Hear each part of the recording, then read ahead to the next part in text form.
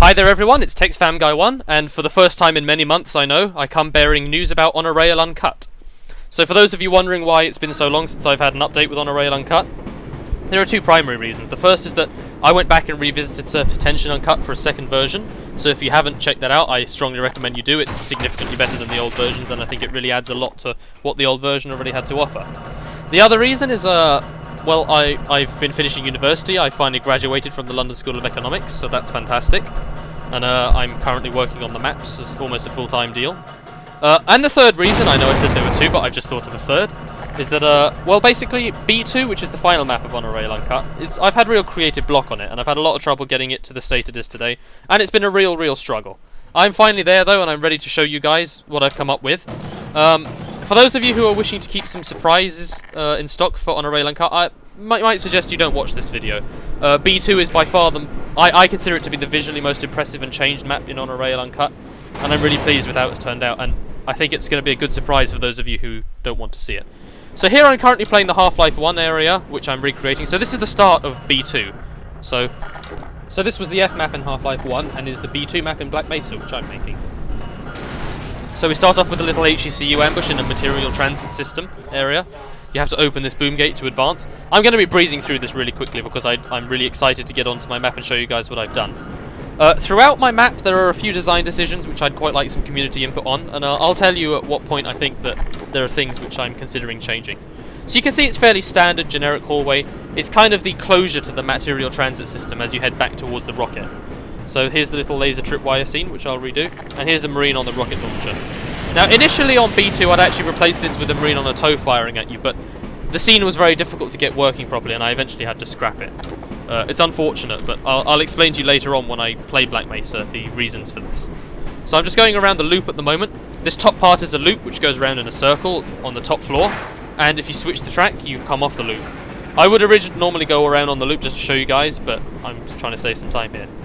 So here we come to the broken turntable lift, which I'm going to jump off on. And we go down the ladder towards the booby trap segment, which I've recreated fairly faithfully, actually, apart from expanding the bottom scene. The zombie ambush is also intact, so let's show you that. Oh, look, a tempting health charger. Luckily for me, I know what's coming, so I'm able to surprise them. Not today, zombies. So let's grab some of the hidden goodies and advance. The way to get out is to jump out through the window. Right. So I'm coming already to the end of the part that I'm redesigning, so it seems really short actually. This bit's extremely difficult, so I'm afraid I had to do some little editing magic here. And all you lucky viewers get to watch some of the most pro play you've ever seen in Half-Life from a fantastic player such as myself. Jumps! Ugh! And then I realised, after many attempts to try and kill this guy, you can just do that. What a pisser. Right, so this is the auto guns, which unfortunately don't exist in Black Mesa, and neither did these sandbag bunkers, because I quite like them. So I've had to recreate it a little bit creatively, which you'll see later on. And here's the outdoor segment, where the conversation takes place. Black Mesa actually moved this to the rocket area, and they kind of merged these two outdoor areas together. Just beyond that summit there is the rocket, which you'd be able to see if this were Black Mesa. And there's also the first sniper introduced in Black Mesa here. Oh, Half-Life, sorry. And he is up here. I'm just going to deal with him very quickly. And we're going to transition over to Black Mesa.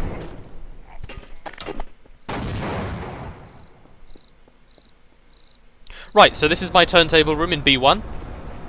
You've all seen this before if you've watched my previous video of B1. If not, I suggest you check it out.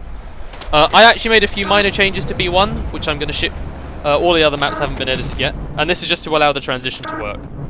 The first thing I did was I changed this freight elevator to actually function properly. Let's send the tram up ahead of myself. Right. Let's go up the lift. There were some comments about the delay on the lift not being apparent, so I added some doors to make the delay make a bit more sense.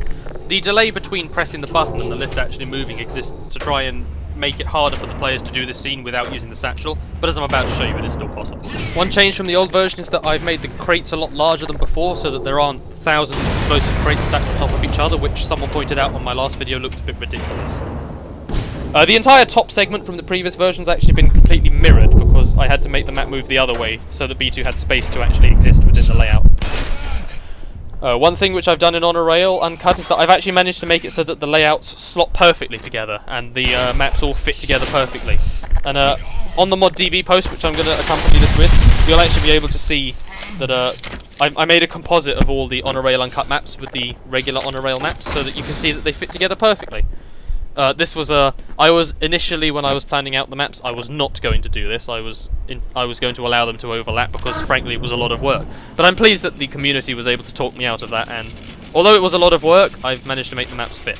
So I'm about to transition to B2. You can see the end part of the level looks a bit better. There was actually a comment on one of my YouTube videos saying it was weird how these deficient transformers arc into a solid concrete wall, so I added some power boxes on the left to make that make sense. So we're transitioning into B2 here. So where you used to hit a wall that said thank you for playing B1, we're now going to see B2. So this is the conclusion to the material transit system, and it's dramatically overhauled from its Half-Life 1 variant. In terms of the actual layout of the rail system, it's pretty similar, except dramatically expanded, and you're going to see why it's so different shortly. Not yet. It's coming up, though. Right, so here we have the crates moving across the track. Although it doesn't really make much logical sense, this was an iconic part of the Half-Life 1 segment, which I decided to keep. And it's pretty fun. You've got to duck under them. A little bit of variety. And here we're about to see some community work. And here's the model for a construction worker, which was created by Impetuous and Maestro Phoenix on the Facepunch forums. And this hexed version, which is working, was given to me by Mr. Some Guy. So thank you all you guys for making that. I'm going to scatter them around B1 as well. It should add a lot to it instead of just having security guards and scientists, which I thought was a weakness in Black Mesa. They decided just to stick to Half-Life 1's theme of having just scientists and guards. I don't like that. I'm changing it. So here we have the HECU ambush. Ow! By the boom gate. Let's give him a grenade. Oh, he's going to dodge that. And what? Woo! Look at it go! Right, let's obliterate this dude. Ooh. Took a fair bit more damage than I thought I would there. Grab some stuff, and let's lift the boom gate. Just showing you around the little hidden areas. So far this isn't nothing particularly special. I have expanded it from Half-Life 1's version again, which is my ethic with pretty much all things in Honor Rail Uncut, trying to expand it. And you can actually see a glimpse of the outdoors, which is a sign of things to come. So you're just looking at the system. Let's advance. So here we're about to see the warehouse battle. I was inspired to do this by the warehouse in We Got Hostiles, which I thought was really well designed in Black Mesa, so I emulated it. And as per some of the forum user suggestions, I actually scripted a little battle here between the security guards and the HECU. The security guards always lose because it would be a bit weird if you had if you bumped into them with nothing to say. So here we're about to see it. I'm just going to stay out of this for a bit. Oh! I was trying to switch to my revolver and had no ammo, and I clicked to switch and accidentally shot that dude. Sorry, mate. You're dead now, though, so it doesn't really matter. Ow! So there are about 7 Marines here and 4 Barneys. The Barneys always lose. There were some community concerns about the Barneys being able to win, but I'm pretty sure I've managed to prevent that from happening. I can't really talk about the warehouse itself just yet. Need to kill these dudes. Long range shotgun! New meta. Right, so now I can get a good look around the warehouse. You can see it's sort of similar to the warehouse in We've Got Hostiles. Lots of storage. And again, this is all part of the map trans theme. So you can see that they've been moving around. There's another construction worker. They've been moving around materials and storing them here in a pretty massive warehouse. You can see that the material transit system in Black Mesa is pretty enormous, really. And it's a fully functioning rail system as well. It goes through all the logical places you'd think. So I'm just exploring for stuff. You know, it's pretty. There's lots of little hidden nooks and crannies to get into. Lots of hidden goodies, as I'm sure those of you who've been following me now know. I'm a really big fan of hidden goodies. So I need to try and figure a way to get my tram out, and that door will come in handy later on, which you'll see. It's all coming. It's all kicking off. One of the good things is that I worked on this warehouse a while ago, so I actually can't remember where all the hidden stuff is, so I'm kind of searching it out myself as well. So let's try and find a way to get my tram out of here. You can see again, it's a very, very expansive warehouse. I'd like to have made it a bit more content dense in terms of the stuff that's knocking around, but the problem is the map's already full in entities and brushes. Adding many more crashes the game and makes it unstable, and that's not something I want to do, so it's a little bare, I know. So let's get that door opened. So here we're about to see why B2 is so different and why it took me so long. And this is because the last part of it takes part outside in an expansive and enormous outdoor area.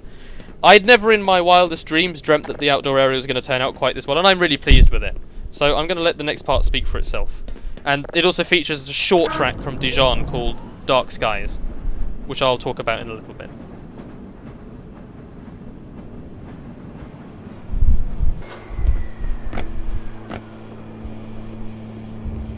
You can see the rocket in the distance. So the player's now oriented to their goal, they know the end is near.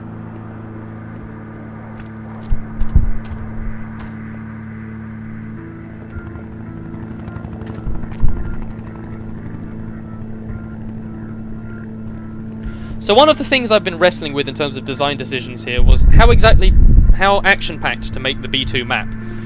Initially I was going to make it full of scripts and lots of battles and outdoor scenes and things like that, to try and make it an epic conclusion to On a Rail Uncut. But then I thought about the On a Rail chapter as a whole and the way Half-Life 1 had done it. And one of the big things is that the F and the G map in Half-Life 1, they're kind of the calm before the storm in Half-Life 1. Oh, and there's a dude up in this guard tower. Unfortunately, I'm bang out of magnum ammo, so I'm going to have to try and snipe him with some pretty insufficient weapons. So as I was saying, in Half-Life 1, the F and the G map, which is what B2 is recreating, they're kind of the calm before the storm. You know, the rocket launch is kind of the finale. And I didn't want to take away from that by making it On a Rail Uncut itself have an epic finale. So my reasoning here is that it's more of a visual conclusion to On a Rail, if you like. It's aesthetically probably the best work I've ever done. You can see it's absolutely expansive, and although I do say so myself, I think the lighting looks gorgeous. But it's kind of the visual conclusion to On a Rail. It's definitely, I think, a fitting finale to On a Rail Uncut. I'm hoping this is the map that everyone's looking forward to when they're playing through. But I'm leaving the actual action conclusion to the C map, which Black Mesa did brilliantly, might I add. So I think I don't want to take away from that as a whole. And I need to look at it in terms of the bigger picture. So the idea behind this quiet outdoor area is it creates a sense of pacing, so it's not just action sequences one after the other, which by way of contrast will hopefully make C's conclusion feel a bit more epic. This is something I'm willing to take community feedback on, so if you think there needs to be more action when you've watched the video, just let me know, or if you think it's right now. So here we see the crane yard and the train yard, which were two things I added quite late in the development cycle and took absolutely ages to get right. Visually they're, again, fitting with the mat trans system, and they make it feel a lot larger than it is. And I'm heading towards a little junction here, which contains a little HECU ambush. Now in Half-Life 1, this is where the dude on the rocket launcher was, and where the Marine on the right is on the sand, that's actually where I had the tow originally. But there were some problems with this scene, which I won't go into because it's quite detailed, and I had to scrap it eventually. So we can see here I'm on the loop at the moment. You'll figure out it's a loop eventually when I go round. So you know that we're heading away from the rocket, which is our eventual goal. And I'm just going to take you around the crane yard here. You can see this is a loading dock for the warehouse. So I tried to give it a logical design which would make sense, and hopefully it looks like it's used frequently and very... I'm hoping that the design works. I tried to keep everything visually varied without making it too intensive. And there's lots of hidden goodies again, so I'm going to just reveal them and spoil them for everyone. Like I said, if you didn't want to get stuff spoiled, you probably shouldn't have watched this video in the first place. Yes! Hidden goodies. Jackpot. So this crane here, you can actually get up it, but I'm going to be a bit of a tease and wait a little bit for that. But once I go up it, you'll be able to see the full extent of the 3D skybox, which is enormous. And I'm just going to point out this map actually is terribly optimized at the moment because I haven't done an optimization pass. But for the purposes of filming it, this is fine because my rig can handle it. But when I release it, I'm hoping to have it much better optimized. Obviously, because this area is so expansive and open, it's still going to be quite demanding, so I'm sorry for players with lower rigs. It may not work out so well. We'll see. So there's the rocket in the distance. Again, you're oriented to your goal. You know you have to head that way. And I'm just going to take a look around the expansive 3D skybox with the beautiful star and moon effects. I'm not self-praising here. Black Mesa are the ones that created the star and the moon effects. They're fantastic. I love them. Really, really well designed. Silly construction worker. This top area here around the crane's actually a little finicky to maneuver. It's partly because of the way the crane model's designed. I'll try and fix it for future versions. So let's just look off into the distance here. Originally on that road in the distance, I had a whole convoy of M35s driving by with their lights on. It looked really cool, but unfortunately it used up way too many entities, and I had to delete it to accommodate the entity limit. So let's head back to the tram, through this fairly easy electrical puzzle. You can actually duck under most of them in this, but that's how it was in Half-Life 1 as well. Though before we do that, I guess we might as well take a look at the train yard as well. Right, so this is the train yard. It's not as grand and big as I'd originally hoped it would be, but in terms of scale I think I've got it just right, because if I'd made it any bigger it would have taken up too much of the map and been too much of a focus. So it's a bit of a compromise here. It's not as creatively interesting as I'd have liked it to be, and I think the community really wanted something a bit bigger than this, so I apologise if that doesn't quite fit your what the bar I may have set when I'd been talking about it with the community. But it fills up some decent space, and it makes sense in the grand scheme of things. And again, it just helps make the material transit and the rail system as a whole feel a lot larger and more connected. I'm just going to try and breeze through this and hope that nothing hits me. Ah, that went alright. So here we come to a cave tunnel, which was something I decided to add after playing through Inbound again. These cave tunnels were only seen in Inbound, and they're really cool, I love them.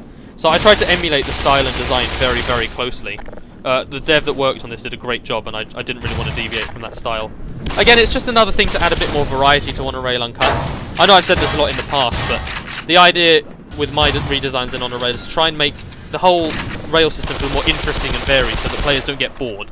Because I don't believe that the original On a Rail's length was its weakness. I believe its weakness was that thematically and in terms of its design it was very repetitive, and when you have something repetitive over a long period of time it gets quite annoying.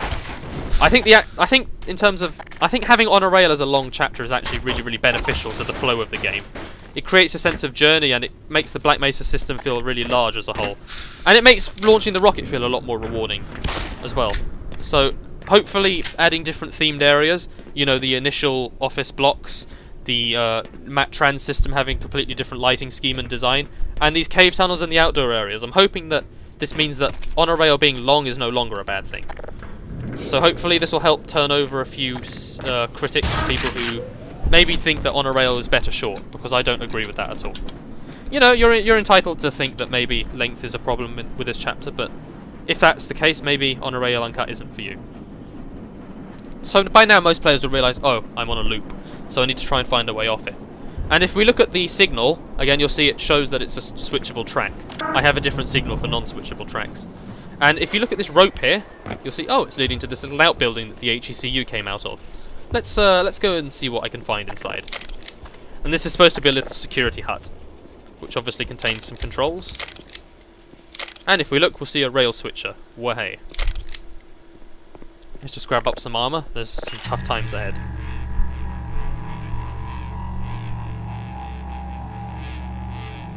So let's switch the rail.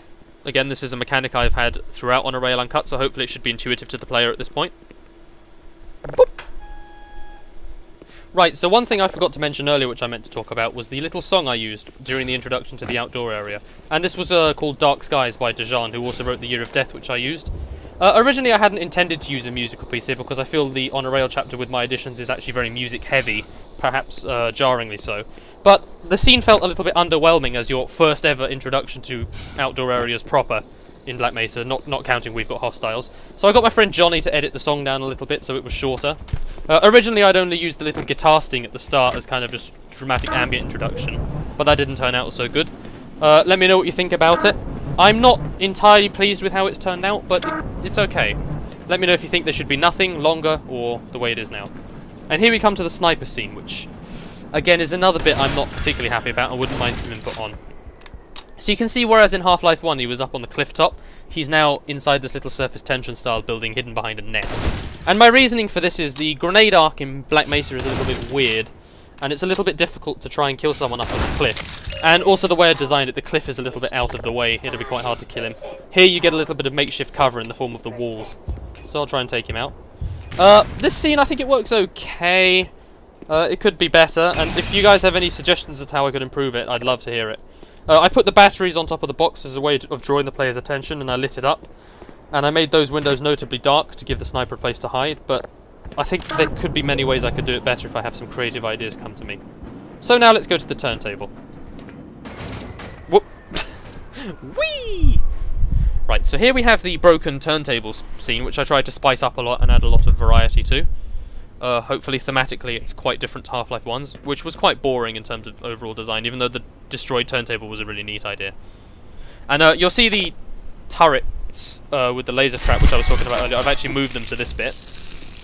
The point of that being that it then synergizes well with the bottom part of the turntable destroyed being trapped. So again, I've just tried to overall expand areas outwards again. In Half-Life 1 this area was fairly boring apart from the destroyed turntable, so I've tried to make it a bit more interesting here. That little turret behind the dumpster is evil. If you don't notice it, it can really, really screw you over. I felt particularly mean that night when I decided to put that one there. Let's get rid of this guy. Right, so if we look at the destroyed turntable, you can see this tram's hanging by a thread. And if we look down, it's probably not wise to jump down there. It's probably going to hurt me a fair bit. So let's go down the ladder. And you can see it's trapped down there as well. So let's just climb down this ladder. There's actually supposed to be a laser at the bottom of this ladder. I think it bugged. Yeah, it bugged. I've been having a bit of problems with it. Oh well, at least you know it's meant to be there. So you can see there's actually no way to get through without tripping something. So you need to try and find the alternate way, which isn't that far from you. Oh, look. Oh, and a health charger. And you know what's coming because I've played the original bit, so here's the zombie ambush. By darkening the room, I tried to make it a bit scarier and just make it a bit more of a memorable, interesting moment. I deliberately made very dramatic lighting here to try and make the zombies a bit scarier. Again, I think it works about as well as the original Half-Life scene, but the dramatic lighting, I think, adds a lot to it, so I'm happy with this. And here we have the sandbag bunker marine with the auto gun I was talking about, which I've replaced with a 50 cal and a makeshift bit of cover here. I'm actually very pleased with how this turned out. I was originally just going to have him on a 50 cal on the middle of a tram, but I managed to create a sort of makeshift bunker, and it looks pretty good, I think. You can let me know what you think about it. I was kind of half and half about it originally. Oh, that went alright. One shot. So here we have the final marine ambush before we transition to the sea map. I need to be careful here. If I accidentally trigger these sentries, I will die. Got him. Oh, well, that went alright. Okay, so you can see here I tried to make the destruction of the turntable look really dramatic. I threw crates everywhere, and the actual turntable itself is quite wrecked, you can see. Again, it just hopefully adds a bit of interest to an otherwise sort of not particularly interesting scene. And you can see this area down here has been quite ruined. So there's a... What? Oh dear! This has not gone well. Ah! Okay, now I have to try and take out these turrets. Ow! You know what? Yeah. And there's the one in the distance. So as you can see, you really don't want to trip the turrets if you can avoid it. It hurts a lot. Did that get it? No, that one did though. Right, so there we go. So now you have to try and find the way to keep going forwards. Let's go. I'm just going to go back and grab some health. I don't actually need to do this. I don't really know why I am. But, you know, every little helps. So let's advance to the sea map. And this is Rail Uncut's final area, actually. This little makeshift bit of cover here. So this is, again, recreating that sandbagged autogun in spirit. I'm really pleased with that. Jesus Christ. The accuracy on Black Mesa's 50 cal is disgracefully bad. It's actually possible to edit that at a map level. I can actually make it more accurate myself, but that would make it inconsistent with all the other 50 cals in Black Mesa, and I don't think that's something I'm willing to do. So here's the tram leading to sea. A little bit of a buggy reflection, but again, that's something I'm hoping to fix at some point. So here we're about to see me transitioning to the sea map, and this is where I've mirrored it. It's actually reversed from the way it worked in Black Mesa's version, and this is because I needed to play a little bit of mapping magic with the layout of Black Mesa's maps in order to make everything fit together nicely. And when I get to the end of this video, I'll actually put a picture of a composite up which shows the way that the maps are laid out. I'm really chuffed with the way that turned out. I remember when I started the thread about On a Rail Uncut and there was discussion about making the maps flow properly, I was basically saying the equivalent of I'm never going to do that because it's so much work and it's not going to work properly. So again, thank you the community for persuading me otherwise, and I'm glad with how that turned out. So we've reached the end of On a Rail Uncut. I'm hoping to get B2, this map that you've just seen, ready for alpha testing within a few days' time, but I'm sure, as some of you know, I'm notoriously terrible with estimating workloads. So we'll see about that. Once B2 has been alpha tested privately on the forums, I'll start working on compiling the beta together for everyone. And this will be released on ModDB and all that lot for everyone to play and have a go with. So that's it for this video. Thank you everyone for watching. I apologise for the massive delay I've had in getting this map out. It really has been development hell though. I've been through many revisions and struggles, and I've been working really outside my... Okay, so those don't trigger trip mines. I've been working really far outside my comfort zone because outdoor areas are not my specialty, especially in terms of cliffsides and natural landscapes. So hopefully that's made me improve as a mapper as well. So this composite shows just how much I've expanded on a rail from its original version, which was just A, B and C. I did some very rough estimates on the forums. These are probably not that accurate, but they give you a general idea. The average distance travelled in Black Mesa from the start of On a Rail to the rocket is about 400 metres by default, and in my version it's about 1.3 kilometres, so significantly expanded. The reason the layout's been giving me so much problems is, as you can see, B and C are very intimately connected because they both revolve around the same silo, which is how Black Mesa designed it. And I worked around that by making B and C sort of a bit of a loop around it, and the explanation was provided on B1 that the HEC blew up the primary access, so you had to go around. This may impede a sense of progress slightly, but I don't think it's that big a deal. Players probably won't notice it in the long run, and in the end it just helps make the chapter longer. So, thank you for watching the video everyone. I'm really sorry it's taken me so long to get to this stage, but as you know, real life is a bitch, and development takes a long time, especially when you're just one man really, and one man with limited skill. But overall I'm really pleased with the way this has turned out, and I'm really hoping to get a product out to the general public soonish. You can check back on my ModDB for constant updates, and I'll definitely keep this channel updated with stuff as well. So yeah, that's it. Thanks for all your support, guys. It's still a pleasure to work with you guys on a daily basis. Thank you everyone, and thanks.